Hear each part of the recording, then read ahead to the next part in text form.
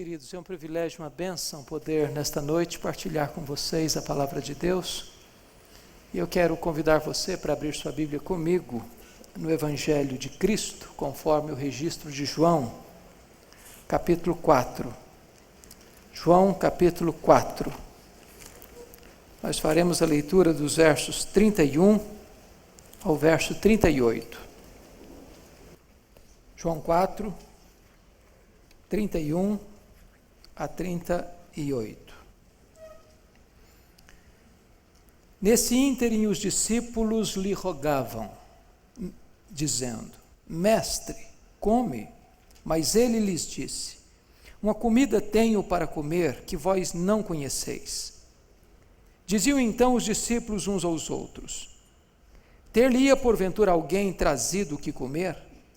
Disse-lhes Jesus: A minha comida consiste em fazer a vontade daquele que me enviou e realizar a sua obra.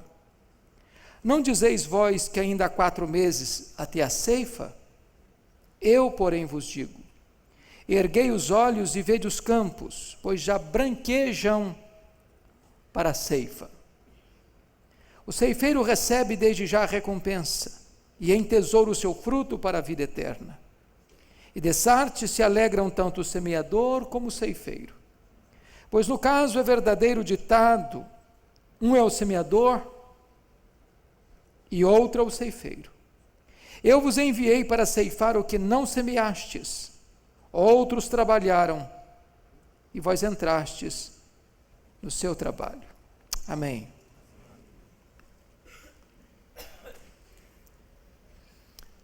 Há alguns anos, uma reunião dos líderes evangélicos do mundo inteiro, na cidade de Lausanne, na Suíça, debruçou-se sobre o tema que estamos tratando neste congresso, sobre a questão da evangelização. E ao final daquela reunião, eles sintetizaram tudo quanto falaram naquela magna assembleia, o seguinte: o propósito de Deus é o evangelho todo, por toda a igreja, em todo o mundo, a cada criatura. A visão de Deus é o mundo, o método de Deus é a igreja, e o tempo de fazer a obra é agora. O Senhor Jesus Cristo vai nos mostrar isso aqui nesse texto. Mostrar que evangelização não é um programa. Evangelização é um estilo de vida. Às vezes nós departamentalizamos na igreja uma área chamada de evangelismo, como se isso isentasse as demais pessoas, os demais membros, de estarem engajados e envolvidos nesta tarefa urgente de consequências eternas. Hoje eu gostaria de tratar desta matéria à luz desse texto e evocar aqui 4 pontos para a nossa reflexão. Primeiro, a visão. Segundo, a paixão. Terceiro, o compromisso. E quarto, o investimento. Sobre esses quatro assuntos é que nós vamos tratar aqui nesta noite. Em primeiro lugar, para evangelizar, como um programa, não como um programa, mas como um estilo de vida, nós precisamos ter visão. Olha comigo o verso 35. Não dizeis vós que ainda há 4 meses até a ceifa? Eu, porém, vos digo: erguei os vossos olhos e vede os campos, que já branquejam para a ceifa. Nós precisamos hoje erguer os nossos olhos. E quando nós erguemos os nossos olhos, a primeira coisa que podemos perceber é de que o mundo está perdido sem Jesus.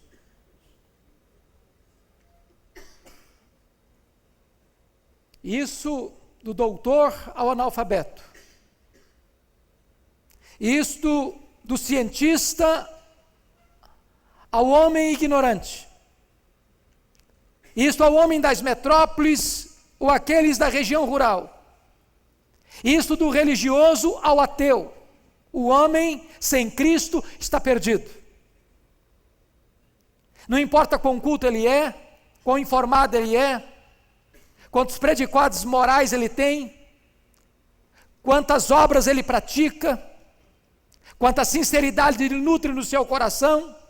Sem Cristo, o homem está irremediavelmente perdido. Isso porque o pecado separou o homem de Deus, do próximo, de si mesmo e da própria natureza ao seu redor. O homem está perdido sem Cristo. Quando você olha o panorama mundial, você percebe a dramática realidade desse fato. Por exemplo, na Índia, o segundo país mais populoso do mundo, há cerca de 360 milhões de deuses. Um país que caminha a passos tão largos rumo a uma perdição irremediável, com tantos deuses, profundamente perdido. Você olha para o Japão, a terceira maior economia do mundo, ainda hoje prostrada diante de Buda. E quando as taxas menores de cristãos de toda a face da terra. Você olha para o continente africano, o animismo e a feitiçaria ainda escraviza milhões. 10.800 línguas faladas na Índia, ou melhor, na África. A palavra de Deus ainda não foi traduzida nem sequer para 150 línguas. Mais de 40 milhões de africanos, falando mais de 1.200 línguas, não tem sequer uma porção das Escrituras ainda. Hoje a África é um dos continentes mais pobres, ou melhor, é o mais pobre.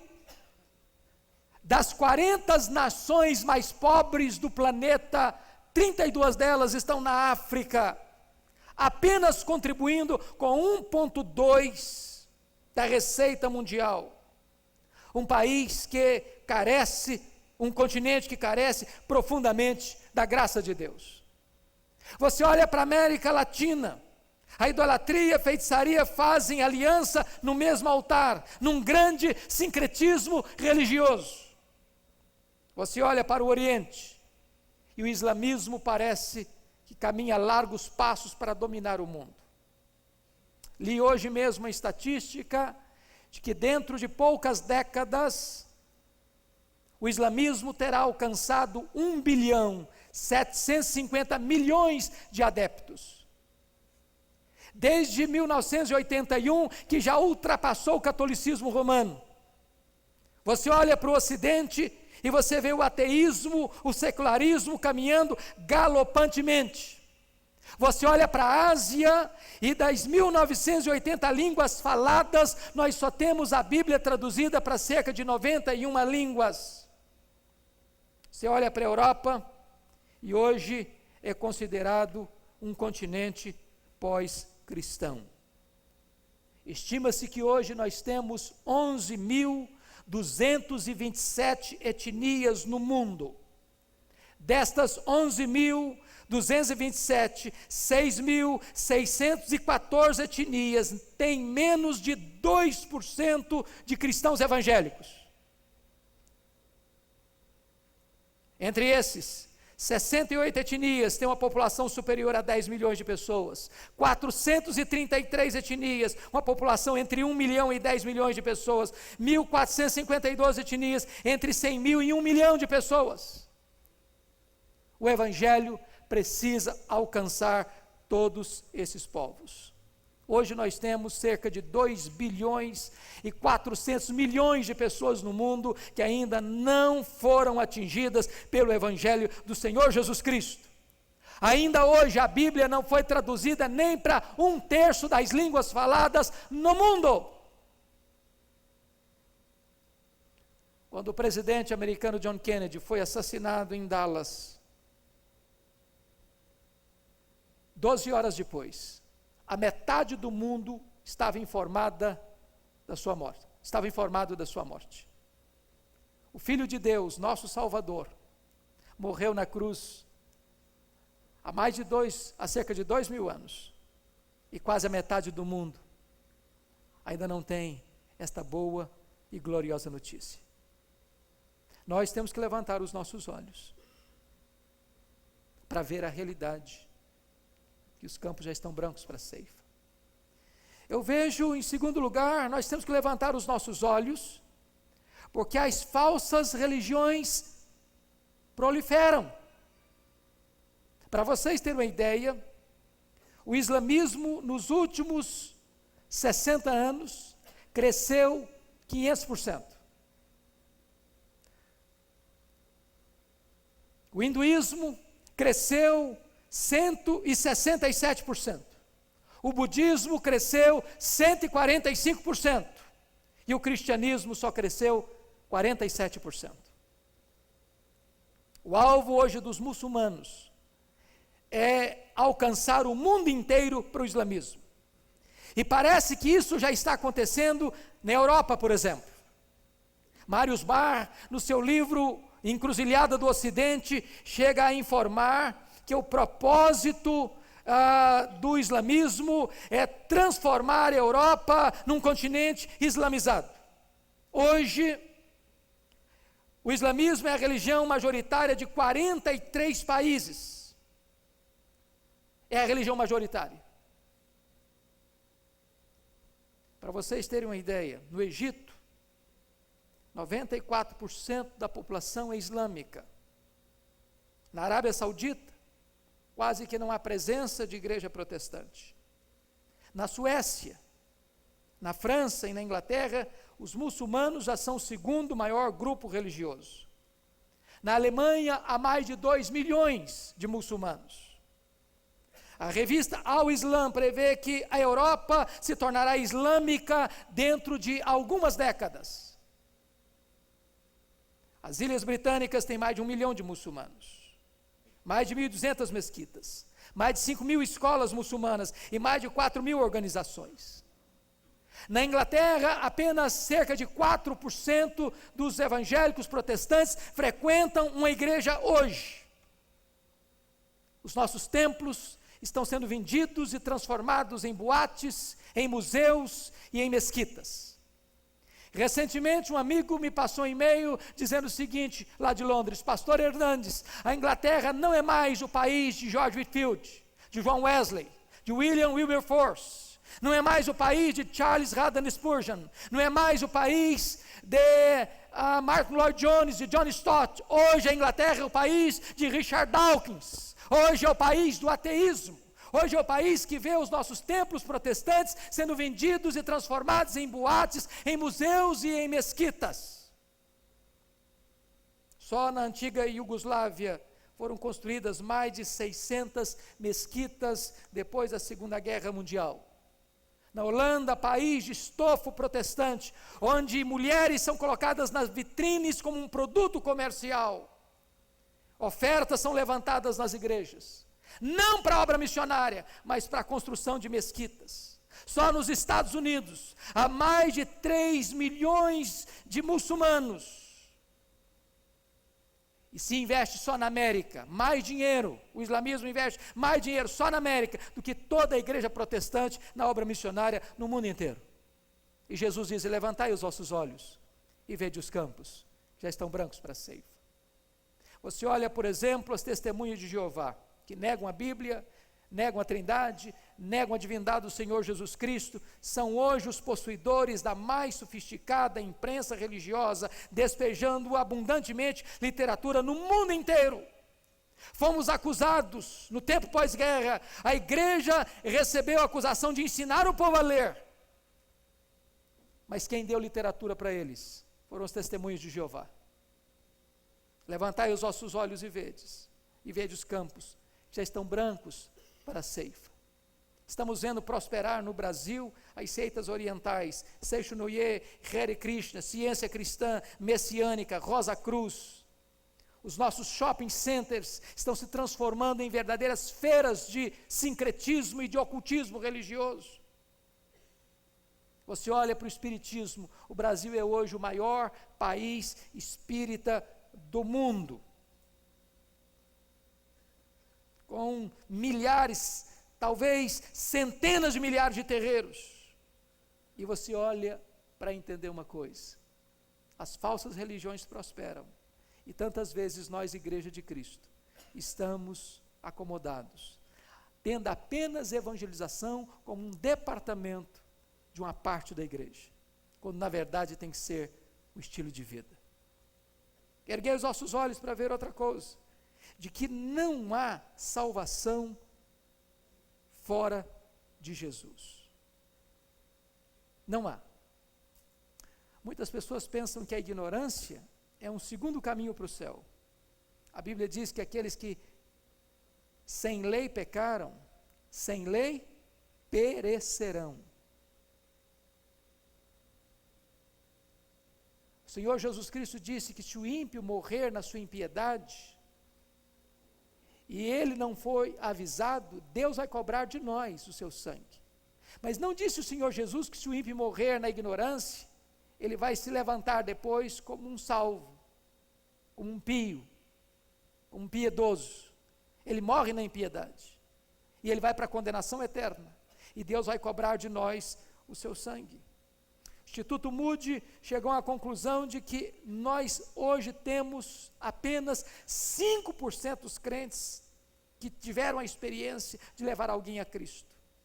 95% dos crentes nunca levaram uma pessoa a Cristo. Se esse fenômeno fosse biológico, a raça humana estaria em risco de extinção. E o Senhor Jesus Cristo nos alerta: erguei os olhos e vede os campos que já estão brancos para a ceifa. Segundo lugar, irmãos, vamos olhar, se nós queremos entender que evangelização é um estilo de vida, nós precisamos ter, em segundo lugar, paixão, mais do que visão. Olha comigo o versículo 34, por favor.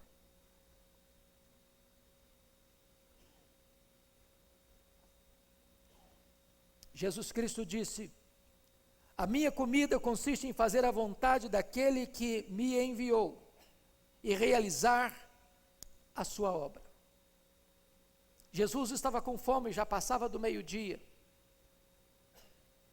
E diz a Escritura que a mulher samaritana já fora alcançada, e ela agora estava indo à cidade de Samaria avisar para os samaritanos que havia encontrado o Messias. E se você perceber no verso 39, muitos samaritanos daquela cidade creram nele em virtude do testemunho da mulher que anunciara: ele me disse tudo quanto tenho feito. Vindo, pois, os samaritanos ter com Jesus. Imagina essa cena: os samaritanos estão vindo e os discípulos estão oferecendo comida para Jesus. E Jesus quis dizer: eu tenho uma outra comida que vocês não conhecem, é fazer a vontade do meu Pai. E Jesus Cristo diz: erguei os vossos olhos e vede os campos que já estão brancos para a ceifa. E os samaritanos estão chegando. Amados irmãos, os campos estão brancos na sua rua, no seu bairro, na sua cidade, no seu estado, na sua nação, na sua parentela. Mas é preciso que haja paixão no nosso coração. E eu quero falar algumas coisas para você aqui. Primeiro, a nossa falta de evangelização não é tanto por falta de método, mas por falta de paixão. Eu estou convencido disso. A maioria de nós aqui tem lido livros, tem participado de congressos, tem feito seminários, tem frequentado conferências. Como alguns de vocês andaram 1000 quilômetros para chegar aqui. Às vezes nós saímos da nossa casa, rumo ao templo, 100, 200, 1000 vezes. Mas poucas vezes nós atravessamos a rua para falar de Jesus para o nosso vizinho. O que nos falta não é tanto informação, não é tanto conhecimento, mas é paixão. Falta-nos a paixão de Raquel, quando disse: dá-me filhos, senão eu morrerei. Falta-nos a paixão de John Knox, quando orava em lágrimas, dizendo: dá-me a Escócia para Jesus, senão eu morro. Falta-nos a paixão de David Brainerd, que tossia sangue dos seus pulmões, mas se afadigava e se agonizava por aqueles índios peles vermelhas lá na Nova Inglaterra. Precisamos ter compromisso e paixão para levar a palavra de Deus. Doutora Roosevelt, missionária 20 anos no Congo, disse que o que mais afligia o coração dela não era a situação dos milhões de perdidos, mas a apatia da igreja em relação a esses perdidos. Falta-nos paixão, queridos. Falta-nos ardor. Falta-nos fervor. Falta-nos entusiasmo. Segundo lugar, precisamos abrir a boca, sabendo que Deus a encherá. Talvez você diga assim, pastor, mas eu não conheço o método de evangelismo pessoal. Se você não conhecia até então, você vai conhecer nesse congresso.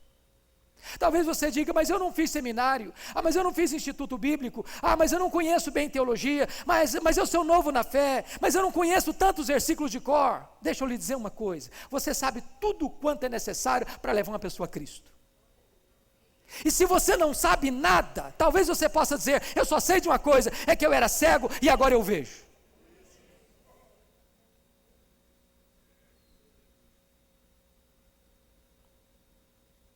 Uma das coisas que mais me marcou foi ouvir, certa feita, o testemunho de Bob Pearson, quando ele estava fazendo uma visita na Ásia, e alguém levou ao mais terrível leprosário da cidade, onde havia pessoas devastadas pela lepra. Dentre os pacientes que estavam em estado terminal naquele leprosário, havia um homem que se convertera a Cristo, mas a lepra o devastara. Já tinha perdido a sua visão, a sua audição, a sua língua já estava completamente destruída pela lepra, seus dedos já estavam apenas cotocos de dedos. Aquele homem estava completamente devastado pela lepra, seus dentes haviam caído, mas toda vez que alguém entrava no quarto daquele leproso, à beira da morte, ele tinha uma percepção de que alguém estava chegando, e quando ele tinha essa noção de que alguém estava chegando, ele se esforçava para dar o seu testemunho. Era um testemunho silencioso. E ele se levantou quando Bob Pearson chegou, e aquele homem se levanta com muita dificuldade e fica como se segurando nos cotovelos, e ergue aos céus um cotoco de dedo, e abre um largo sorriso sem dentes, e apenas com um cotoco de dedo, ele apontava para o céu, para aquele que lhe dera vida, e salvação, e perdão, e com apenas esse gesto, ele testemunhava do Senhor Jesus Cristo.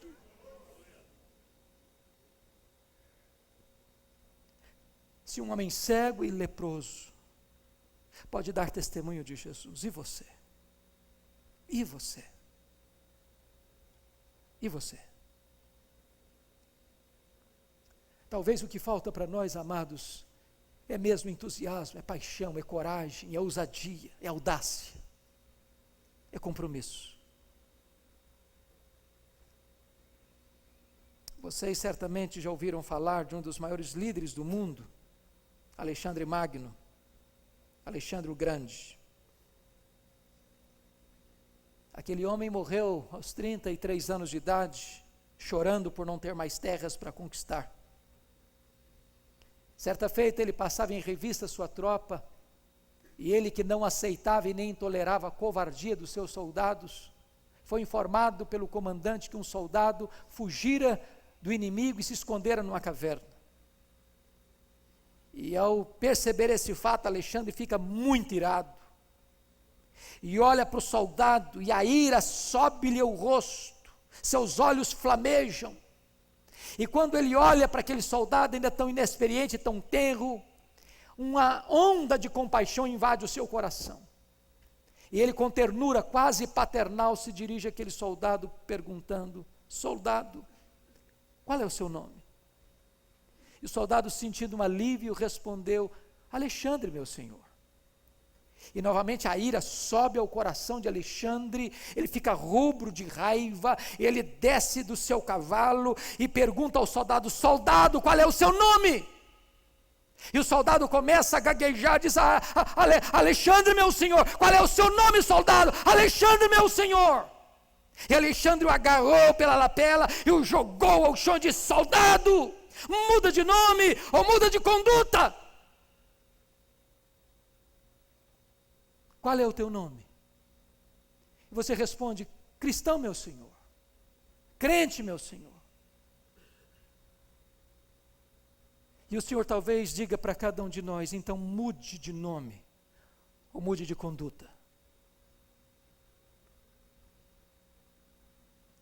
Quando eu cheguei no seminário em Campinas, nos idos de 1978, vim de uma região rural, e uma missionária fez amizade comigo, uma missionária americana, e um dia disse: eu vou levar você na escola de cadetes de Campinas, uma escola muito bonita, muito pomposa, e eu primeiranista, entusiasmado com o evangelho, fogo ardendo no coração.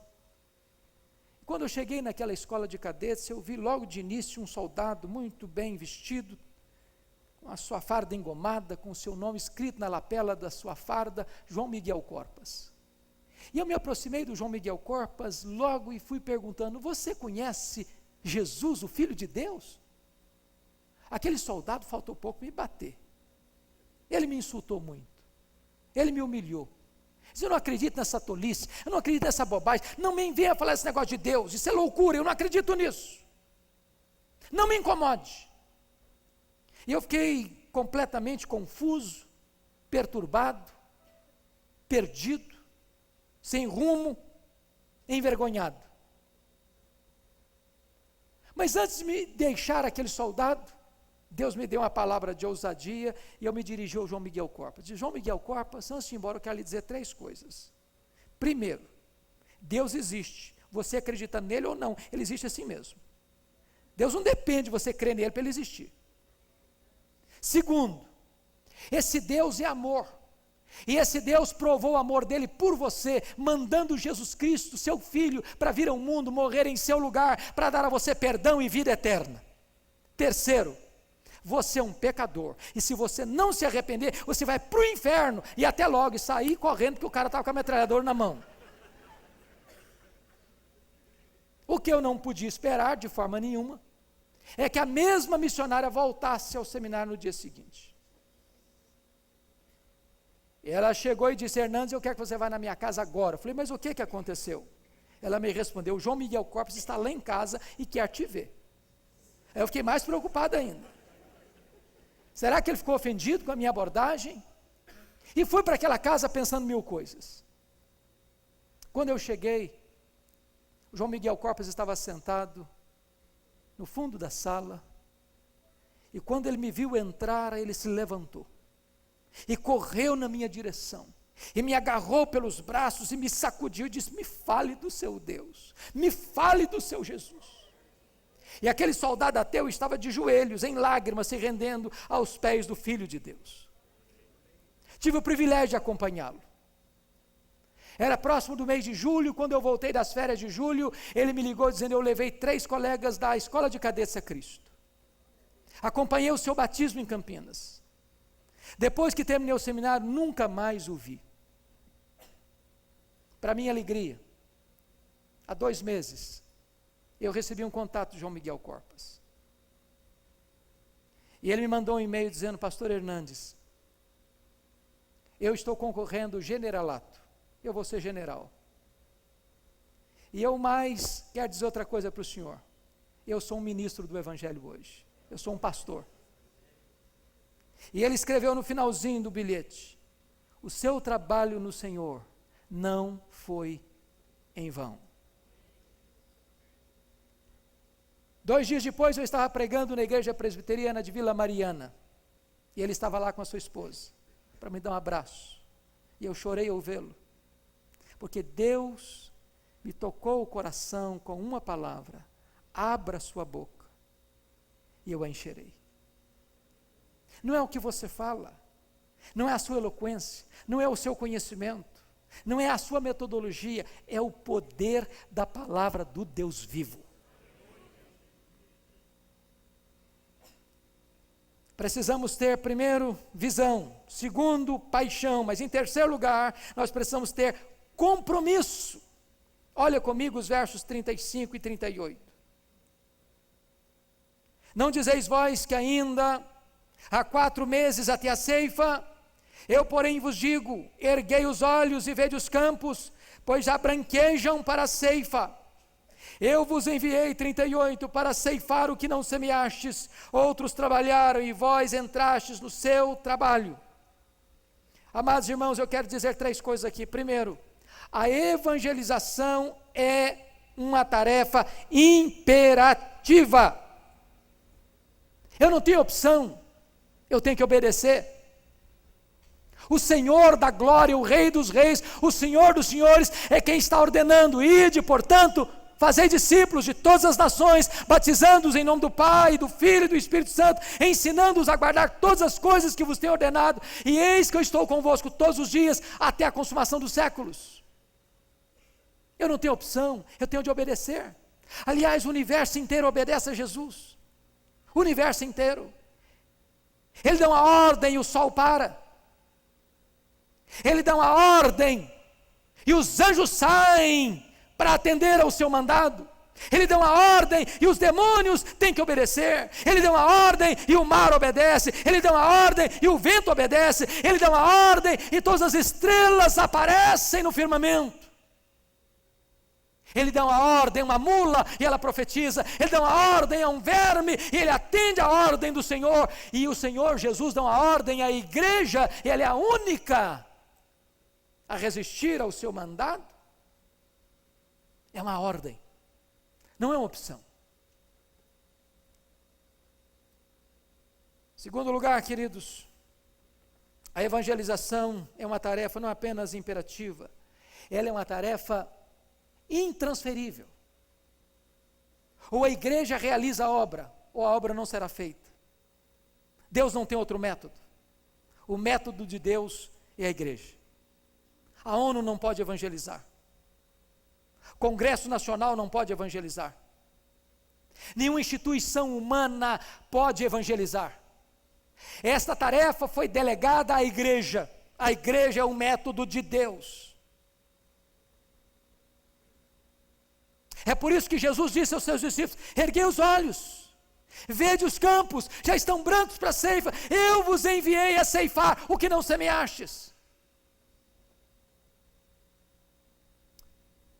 Eu li certa feita uma lenda que retrata uma verdade. E essa lenda disse que quando Jesus chegou ao céu, depois de ressuscitar dentre os mortos, e ser recebido no céu pelos anjos, um anjo se aproxima de Jesus e pergunta: Senhor, tu concluíste a tua obra na terra, tu morreste na cruz, tu verteste o teu sangue, tu compraste aqueles que procedem de toda tribo, povo, língua e nação, mas Senhor, quem é que vai levar esta notícia para o mundo inteiro? E diz a lenda que Jesus Cristo dirigiu-se ao anjo e disse: eu deixei lá na terra 12 homens preparados para essa tarefa. E o anjo, intrigado, retruca e pergunta novamente: mas Senhor, e se esses homens falharem? E Jesus respondeu: se eles falharem, eu não tenho outro método. O método de Deus é a igreja. Se o ímpio morrer sem o evangelho, ele vai morrer na impiedade. Ele não vai morrer salvo. A ignorância não é um segundo caminho para o céu. Só o evangelho pode trazer esperança para o homem, e nós não podemos reter o evangelho. Diz o apóstolo Paulo: nós somos devedor. E o que é um devedor? Você pode ser devedor de 2 maneiras. Se você pega dinheiro emprestado com alguém, então você é devedor. Mas se alguém lhe entregar dinheiro para entregar uma terceira pessoa, você é devedor. Eu quero dizer para você que o Senhor Jesus entregou um depósito na sua mão, um tesouro na sua mão, e se você reter esse tesouro para você e não entregar a quem de direito, a toda criatura, em todo o mundo, nós estaremos furtando de Deus. Somos devedores, devemos estar prontos e não podemos nos envergonhar. Mas A outra verdade, o evangelho não é apenas, a evangelização não é apenas uma tarefa imperativa e intransferível. A evangelização é também uma tarefa impostergável, inadiável. O tempo de Deus é agora. Se nós não ganharmos para Cristo a nossa geração, nesta geração, teremos fracassado em nossa missão. Foi por isso que Jesus não comeu, embora estivesse com fome, porque ele entendia uma coisa: a tarefa não pode ser adiada. Os samaritanos estavam chegando, e eles estavam sedentos de ouvir aquela mensagem. E agora de chegar a dizer mais tarde para a mulher: agora mulher, não é por aquilo que você nos testemunhou, mas por aquilo que nós vimos, que nós ouvimos, é que nós cremos. Nós não podemos perder as oportunidades, queridos. Quantas portas abertas Deus tem colocado diante de nós, quantas oportunidades, com quantas pessoas nós nos encontramos, com quantas pessoas nós falamos, com quantas pessoas nós esbarramos todo dia, toda hora, a todo momento. E nós temos a única notícia que pode trazer esperança, nós temos a única boa nova que pode trazer salvação, nós temos o único evangelho que pode resgatar da morte, e nós não podemos nos calar.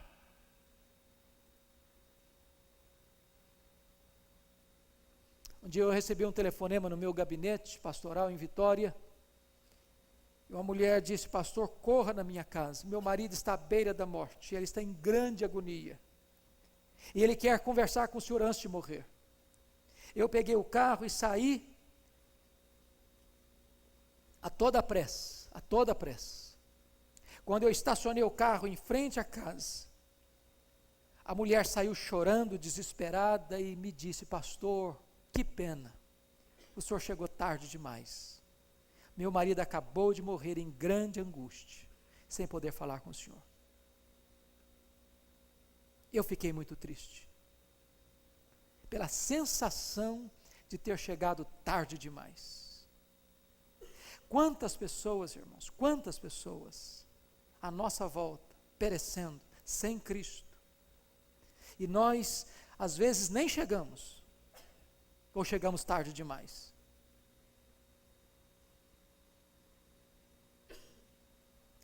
Qual foi a última vez que você saiu de casa com um folheto no bolso? Qual foi a última vez que você pegou um táxi e falou de Jesus para o taxista? Qual foi a última vez que você entrou num ônibus e viajou perto de alguém e calou a sua voz?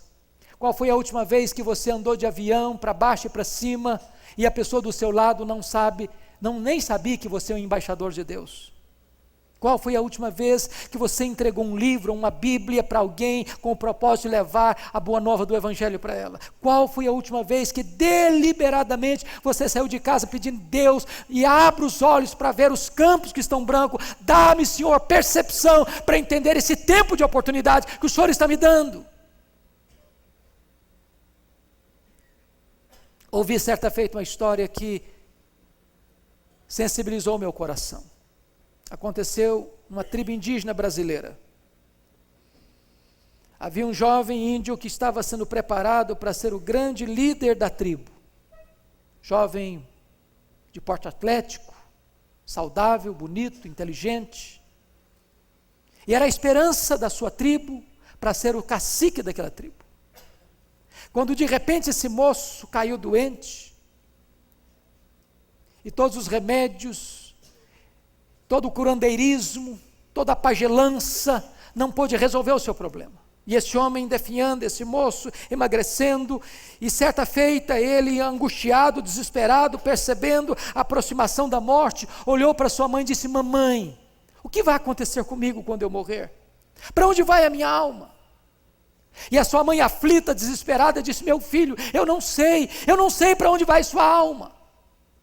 Passaram-se outros dias, uma outra semana chegou, a doença avassaladora, minando o seu corpo, dilapidando a sua saúde, solapando as suas energias, e aquele moço desesperado, chorando, dizia: mamãe, eu estou morrendo, para onde vai minha alma? E a sua mãe também chorando, disse: meu filho, eu não sei. Dias depois, aquele moço já no colo da mãe, apenas conseguia balbuciar, os olhos tristes, a alma angustiada, e apenas gemendo, dizendo: mamãe, eu estou morrendo, para onde vai a minha alma? O que vai ser de mim? E a sua mãe disse: filha, eu não sei.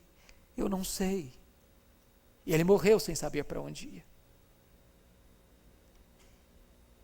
Meses depois chegou àquela aldeia um missionário, falando de Cristo, pregando o Evangelho, anunciando as boas novas do céu,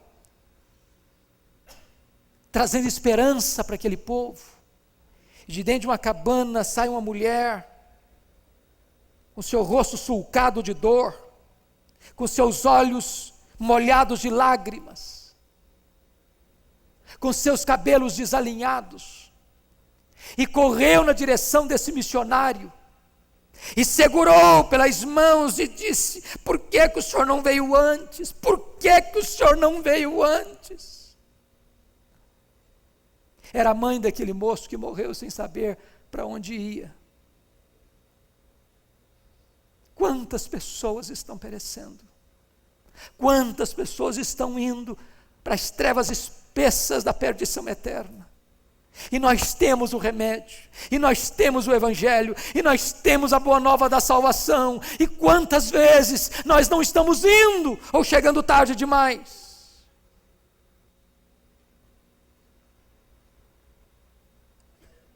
Mas, meus irmãos, eu quero terminar abordando o último ponto. Nós precisamos de ter visão, nós precisamos de ter paixão, nós precisamos de ter compromisso, mas finalmente nós precisamos fazer investimentos. Olha novamente comigo o verso 35. Não dizeis vós que ainda há 4 meses até a ceifa? Eu, porém, vos digo: erguei os olhos e vede os campos, pois já branquejam para a ceifa. Eu fui criado na roça e aprendi desde criança que quando uma lavoura está madura para a colheita, ou você a colhe logo, ou ela se perde. Na agricultura, quando você planta um campo grande, só a sua família não pode colher toda a produção. Você precisa contratar mais obreiros. Você precisa fazer investimentos para fazer essa colheita. Eu quero dizer o que a Bíblia diz: quem ganha almas é sábio. Não há melhor, mais seguro investimento do que o investimento na salvação de vidas. Este é o único investimento de consequências eternas. Alguém já disse, e eu concordo, que a melhor dieta para uma igreja doente é uma dieta missionária. A melhor maneira de revitalizar uma igreja é mobilizá-la para trabalhar. Porque se nós não fizermos a obra, nós vamos gastar as nossas energias brigando entre nós mesmos. E quantas vezes, irmãos, nós presbiterianos gastamos tantas energias com tantas coisas, com tantas brigas internas, com tantas discussões inócuas, com tantas opiniões divergentes que servem muitas vezes apenas para nos ferir mutuamente. E a obra está para ser feita. E os campos estão brancos, e as multidões estão perecendo, e o Senhor Jesus nos alertando: ergam os olhos, é um tempo de urgência, é um tempo de investimento. Quando Oswald Smith, e eu tive nessa igreja algumas vezes, lá em Toronto, foi convidado para conhecer a igreja do povo em Toronto, com vistas ao pastorado da igreja. A igreja estava passando uma crise econômica, uma crise financeira, com dívidas para pagar, com situação muito difícil. E aquele pastor chegou para conhecer a igreja numa conferência de uma semana toda. No primeiro dia, ele pregou sobre missões. No segundo dia, repetiu missões outra vez. Aí a liderança da igreja o chamou à parte e disse: pastor, o senhor não está entendendo. Nossa igreja está em crise. Nossa igreja está com dívidas, a nossa igreja precisa arrumar a casa primeiro, nós não podemos agora falar em missões, vamos acertar primeiro internamente. E ele não escutou não. Terceira noite, missões de novo. Na quarta noite ele levantou uma oferta missionária. Para encurtar a conversa, irmãos, essa igreja nunca mais foi a mesma. Até hoje, eles investem mais de 60% de todo o orçamento da igreja em obra missionária, em mais de 80 nações do mundo. Precisamos investir, amados, o melhor dos recursos que Deus tem nos dado para fazer esta obra, para levar o evangelho, para multiplicar a mensagem. Se você olhar a história da igreja, os morávios, lá na Alemanha, eram pobres, mas estatisticamente, cada 25 moravianos sustentavam um missionário, cada 25.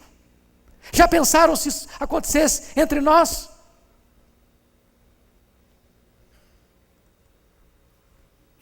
Mas não basta apenas, irmãos, investimento de dinheiro, nós precisamos de investimento de vida.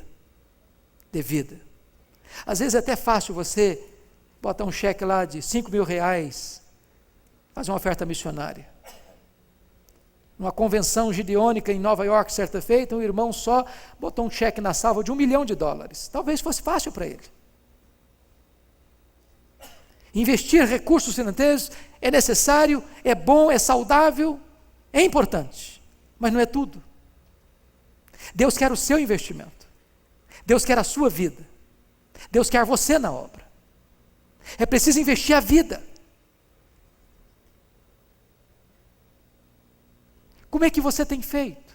Que tipo de consagração você tem demonstrado? Que tipo de compromisso você tem revelado?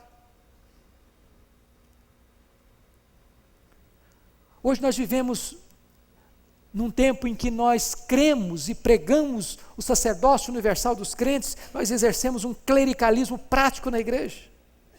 Contratamos um profissional para fazer a obra. Cobramos dele relatórios. Queremos dele desempenho. E achamos que nós vamos assistir um grupo pequeno fazer, quando o projeto de Deus é o evangelho todo, por toda a igreja, em todo o mundo. Jamais nós haveremos de cumprir essa missão de Jesus se nós apenas levantarmos um grupo para fazer a obra. É a igreja toda, é o corpo todo, é a missão da igreja toda. Eu fico olhando para um grande esportista na Inglaterra, Carlos Studd, que era campeão na sua modalidade esportiva. Por influência do ministério de Moody, ele se converteu a Cristo. E apesar de ser um homem muito famoso, um jovem talentoso na área esportiva no seu país, ele deixa o mundo dos esportes e vai para a Índia ser missionário. E um dia alguém se aproxima de Carlos Studd e diz: você não acha que você está fazendo um sacrifício grande demais, deixando o glamour, a riqueza, a pompa do esporte para viver em cabanas e ser missionário na Índia? E ele disse: não.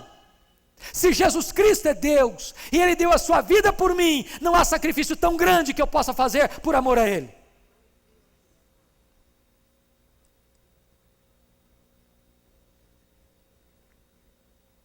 Pastor presbiteriano Alexander Duff foi missionário durante muitos anos na Índia. E ele, já velho, doente, resolveu voltar à Escócia, o seu país de origem, para fazer uma campanha entre as igrejas, mobilizando moços para a obra missionária. E então, numa conferência especial, onde tinha centenas de moços presbiterianos, ele pregou um sermão muito inflamado, desafiando aquela mocidade para abraçar a obra missionária na Índia, para prosseguir o trabalho na Índia. Quando ele fez o apelo, nenhum moço se levantou. Nenhum moço. A decepção foi tamanha, que ele teve um desmaio no púlpito. E os médicos ali presentes correram com ele para uma sala contígua ao púlpito, massageando-lhe o peito. Quando ele voltou a si, ele disse para os médicos: me levem de volta para o púlpito. Os médicos disseram: o senhor não pode fazer isso. O senhor não pode ter emoções fortes. O senhor não pode voltar ao púlpito e dizer: eu preciso voltar, me levem para o púlpito. Quando ele chegou no púlpito, ele disse: jovens presbiterianos, se a rainha da Escócia vos convidasse para ir a qualquer lugar do mundo como embaixador da Escócia, vocês iriam com orgulho, pois o Rei dos Reis, o Senhor dos Senhores, aquele que morreu no lugar de vocês e ressuscitou, e está à destra de Deus Pai, envia vocês, e vocês não querem ir, pois irei eu, já velho, cansado, doente, não poderei fazer muita coisa, mas pelo menos morrerei às margens do Ganges, e pelo menos o povo indiano saberá que alguém os amou e se dispôs a levar-lhes o Evangelho de Cristo. A juventude presbiteriana da Escócia começa a chorar, e às dezenas os moços começam a se levantar, ir à frente, aceitando o desafio de ir para a Índia, continuar a obra missionária. Eu pergunto a você, o que você vai fazer? O tempo urge, o tempo é agora, os recursos são muitos, as janelas abertas são tantas, as portas estão escancaradas, o Evangelho está nas suas mãos, a liberdade de pregar a todo tempo, em todo lugar, está aí ao seu dispor. O que vamos fazer? Que atitude vamos tomar? Que postura vamos adotar?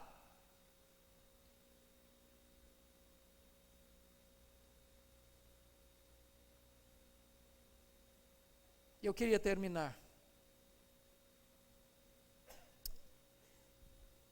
lembrando a vocês como é que John Haggai,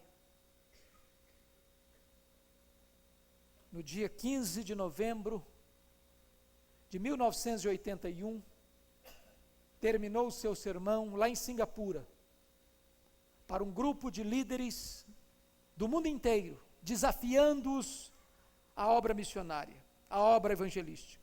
E ele disse assim no seu sermão: com a ajuda de Deus, nós evangelizaremos em todas as cidades, em todas as vilas, em todos os ermos.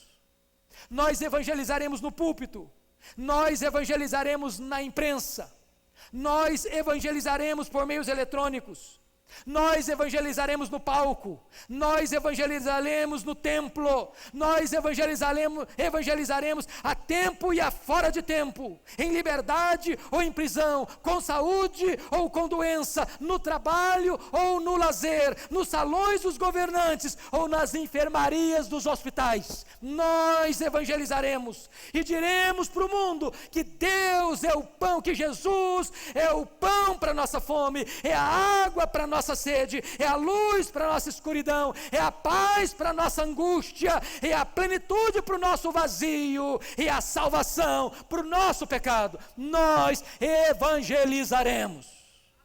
Que Deus nos ajude a ter esta mesma atitude a partir desta noite, em nome de Jesus. Amém. Curva sua fronte, vamos orar.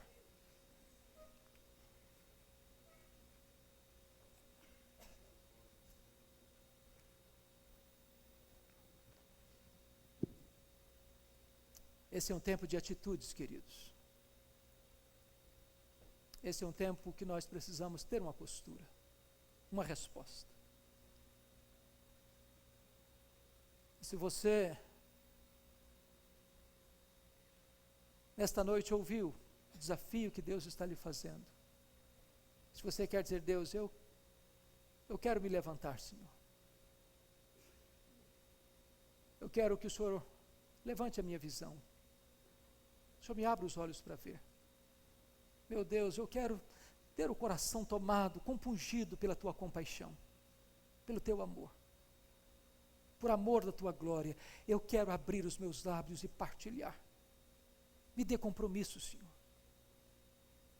Me dê compromisso.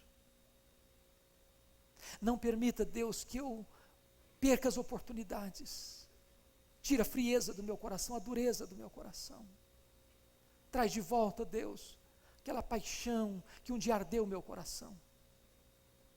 Dá-me alegria, Deus, de gerar filhos espirituais. Alegria de levar pessoas a Cristo. Alegria de investir o melhor da minha inteligência, do meu tempo, dos meus talentos, dos meus bens, na obra da evangelização, na obra missionária. Eu quero colocar, Deus, não apenas aquilo que tenho nas mãos, mas eu quero colocar o meu próprio coração ao teu dispor para fazer a tua obra. Se você anseia tomar este compromisso, eu queria convidar você para ficar em pé onde você está, se é isso que você anseia nesta noite, e nós vamos orar com você. Pastor Ricardo, vem orar por nós, por gentileza.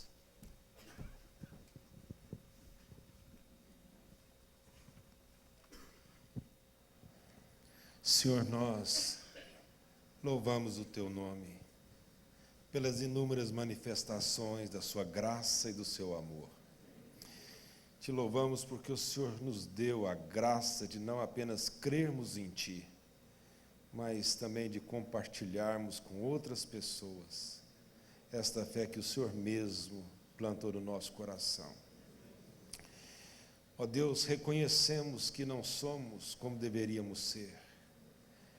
E como profeta nós confessamos, a nós cabe o corar de vergonha, mas contigo está o perdão e a misericórdia. Senhor, dá-te pressa em nos socorrer. Com o teu Espírito Santo, sopra sobre nós.